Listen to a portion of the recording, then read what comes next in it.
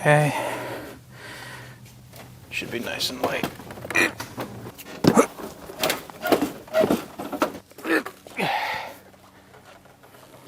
Nope, nope, nope, nope. Come on. Come on. Oh, that's not a good sound.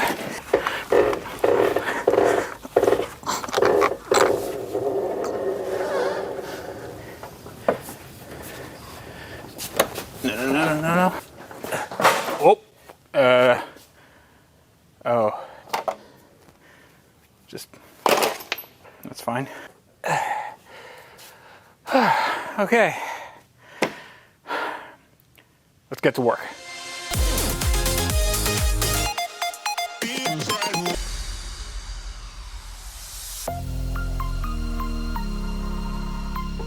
So if you guys are new to the channel, thank you so much for watching. I really hope you enjoy it.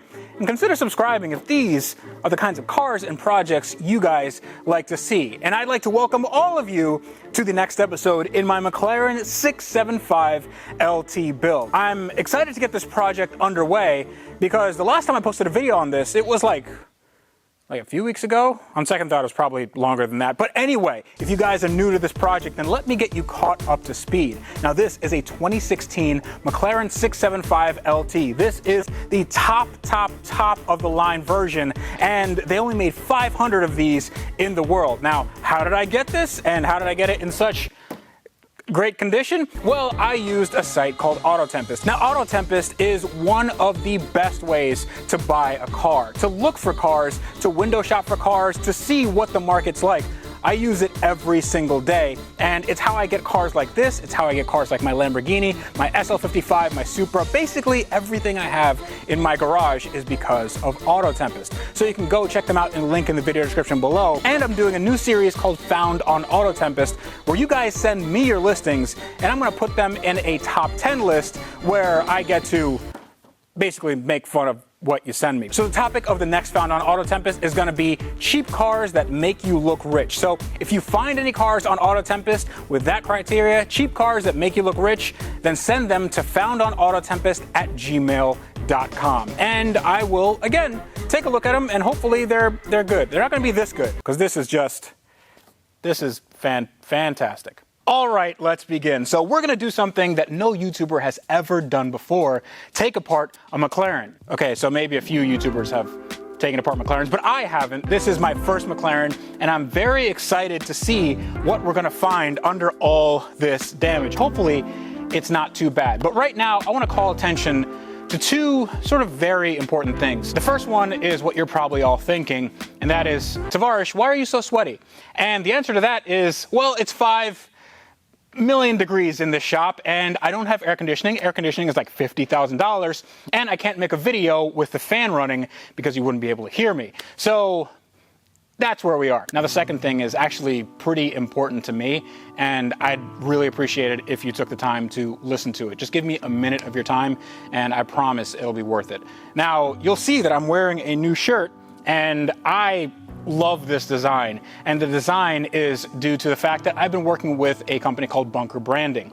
Now, Bunker Branding is owned by Matt Carricker. You know him from Demolition Ranch, Off the Ranch, really big YouTube channels. What you might not know is that Matt had a brother named Mark. And Mark also had a YouTube channel called Homemade Everything. Really cool guy, had an upbeat attitude, did a lot of DIY stuff. But a while back, he was diagnosed with a very rare form of sinus cancer. Only 40 people had ever been diagnosed with that since it was discovered back in 2015. Now, obviously, getting something like this is devastating to anybody, but he kept in good spirits. But unfortunately, a few months ago, he lost his battle with cancer and he passed away. He had a wife, he had kids, and it's not anything that could have really been avoided, or it wasn't anything that he did wrong. It was just sort of luck of the draw. So one of the goals of this channel is just to help people, whether it's entertainment, whether it's education, whether it's just living through my bad car buying decisions. I want to help people as much as possible. So what I'm going to do is I'm going to donate every cent I make from profit from this shirt and every other shirt I have on my Bunker Branding page for the next 2 months to Mark's family. Now, his wife is actually doing stuff on his YouTube channel, just kind of trying to keep her spirits high, but as you can imagine, it's very tough. So I just want to help as much as I can, and I want you guys to get something cool. I'm really proud of the shirt. I like this shirt a lot. And to give you guys an extra incentive, the first 100 people that buy one of these shirts is gonna get a piece of this car. And when I say a piece of this car, I actually do mean a piece of the car. You see this very expensive matte carbon bumper? Well, this matte carbon bumper is gonna be broken up into, okay, well, there, something like this. There we go.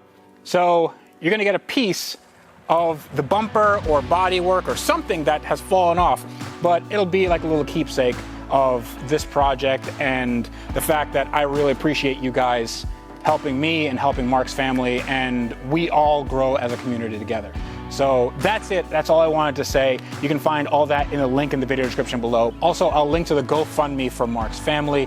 Please do go check that out. But without further ado, let's get started on this car. I should probably wear gloves if I'm gonna take this off. This is like really sharp. So just looking at the car, it's sort of hard to see what happened from beginning to end, but I think I have an idea of how this all went down. Now, I do have some photos from the scene of the accident. In the report, it said that this basically slid across the road and went through a fence and went through a bunch of stuff and then ended up hitting a pole in the back, or it might have been a tree. I don't know.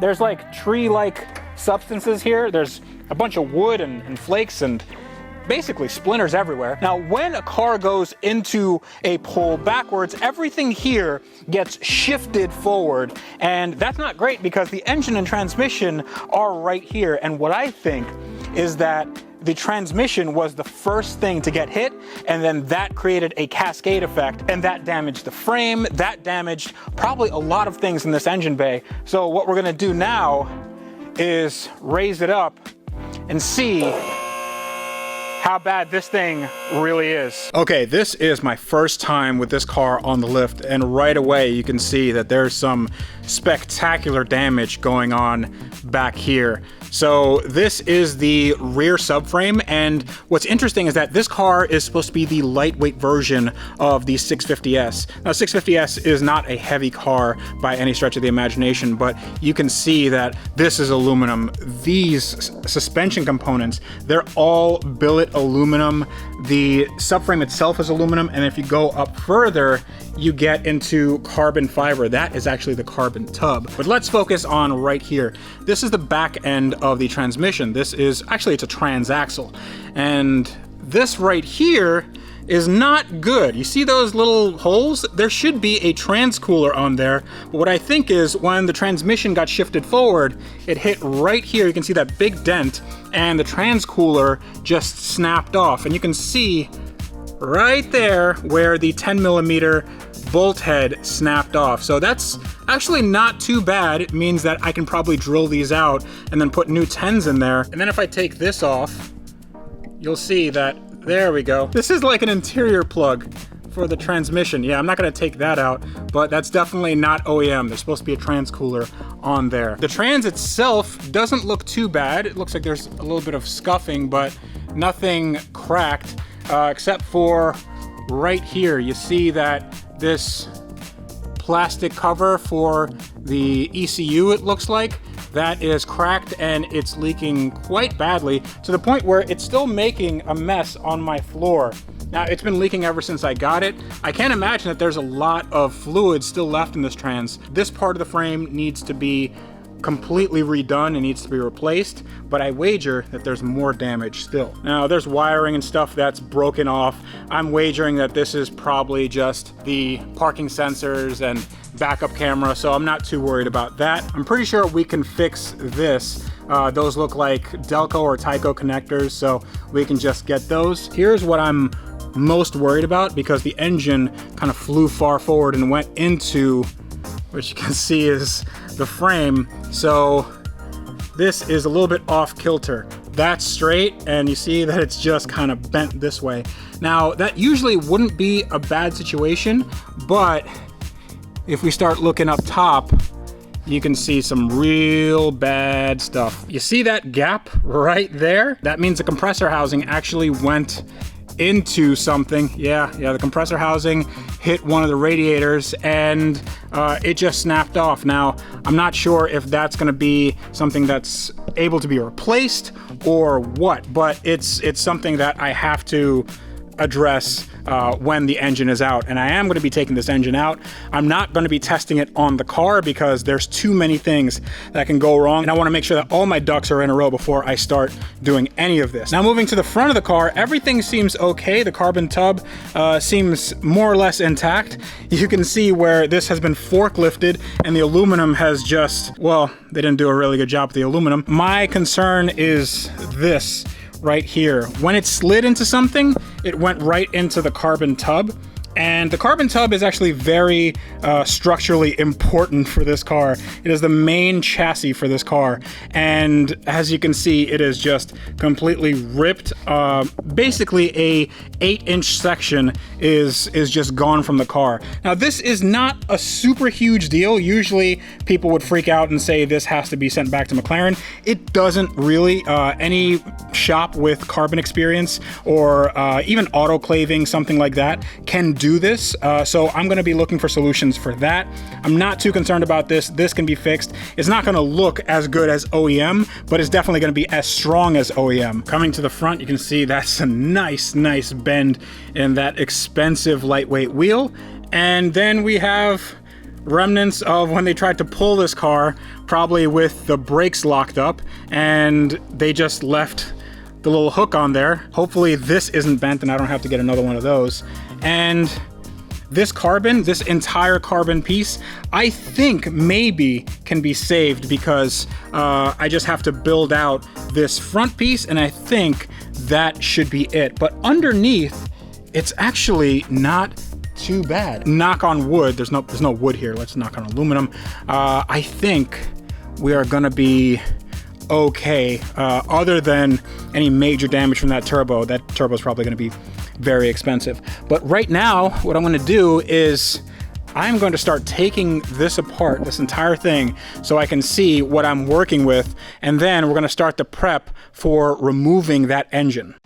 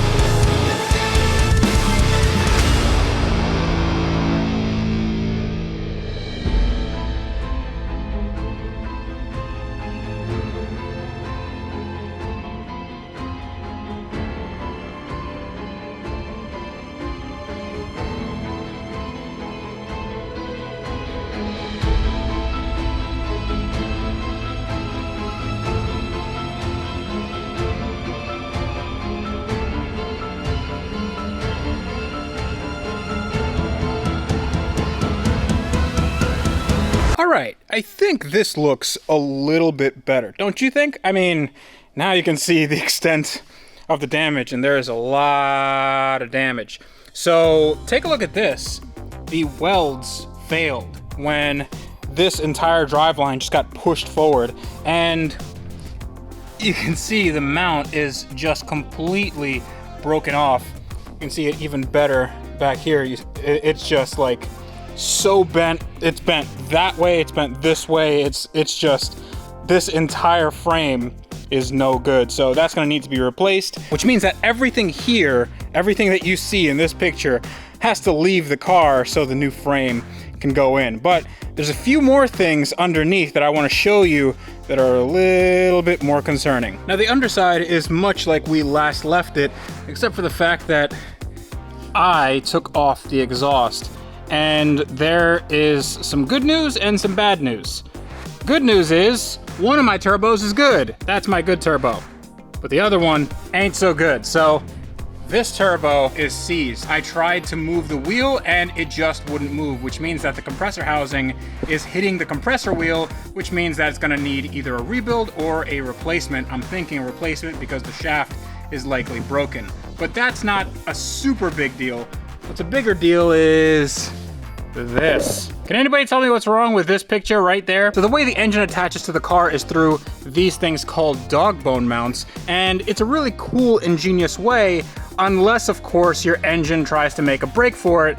In that case, the mounts actually break. So what's gonna happen is I'm gonna need to do some welding, and I'm gonna need to be very creative when this engine comes out, because I have to have this back on the engine and I can't be without it. And it's also in a very precarious spot, so yeah, this is gonna be quite an adventure. But other than that, everything on this car has been pretty straightforward, and it's actually not as bad as I thought to work on. There are a few things I need to do.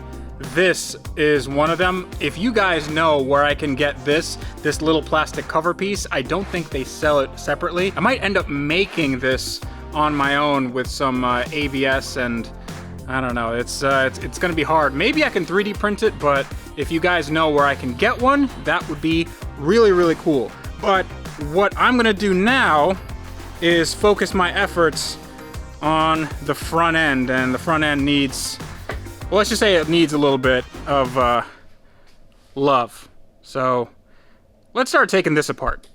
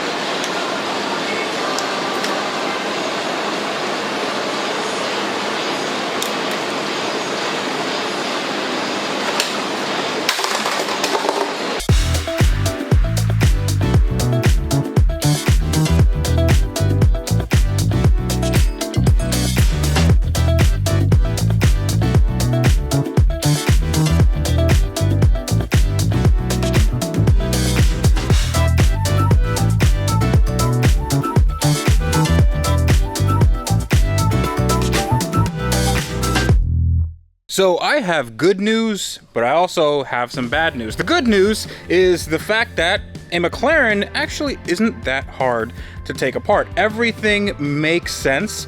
Definitely isn't like a Bentley or an Audi, but it is a little bit like a Lamborghini in that, well, there are some things like brackets that are a little redundant, but it's not too bad.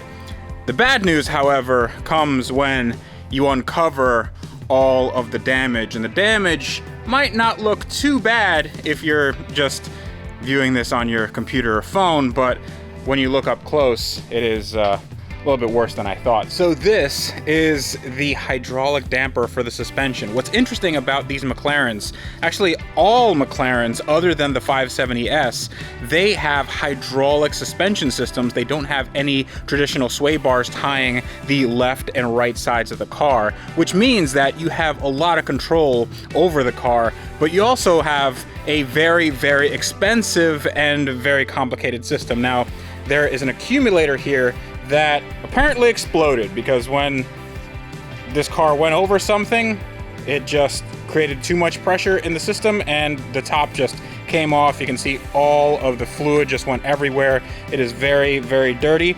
And these things are very expensive, but the accumulators actually aren't. The accumulators, I believe they're a few $100, and while that may be expensive for this little part, considering that it has such a big effect on the handling of this supercar, I don't think that's a big expense. Now, that's not a big deal. This is not a big deal because this door is going to be replaced. What's a big deal is when you lift up this car and go underneath. Right underneath here, you see the subframe, and the subframe looks pretty okay from this angle. Then you come over here and you see that it's not exactly straight. The subframe has a little bit of a bend in it, and that bend is not only this way, but it's that way. I actually made some measurements between the subframe here and the frame rail here, and this is half an inch, well, almost half an inch shorter than that side, which means that this subframe, this front subframe, has to be changed. Now, this subframe may look very similar to subframes in the MP412C and 650S. They are very similar. However, the 675LT has slight differences, which means that I have to get one of these new from McLaren, and I have no idea how that's gonna work. But there is another thing that I need, and that is everything that lived in this part of the car, and that used to be this. You can see that seems to be on the broken side. All these brackets and mounts, and here is the radiator, and this radiator might seem okay. This actually might still be okay. I could pressure test it, but it does have that gouge in it, and I don't want to put something like this on a car that is this high strung. And I mean, this thing can do 200 miles an hour and it has these crazy, crazy abilities. So I don't want to have any sort of doubt in my mind whether or not I put this car together the right way. So we're definitely gonna end up spending more money on parts, but in the end, this car is gonna be 100% sorted. And another thing that is gonna be, well, interesting to replace is this door. So this door has to come off, and it can only come off with these bolts. I don't know how this door works. I know that it goes up, and I know that that's the hinge. So I assume that if I just take that off and disconnect the harness, then the door should come off. I hope that's the case, and I hope this door doesn't weigh 1,000,000 tons because I'm the only person in this shop, and I don't want to hurt myself.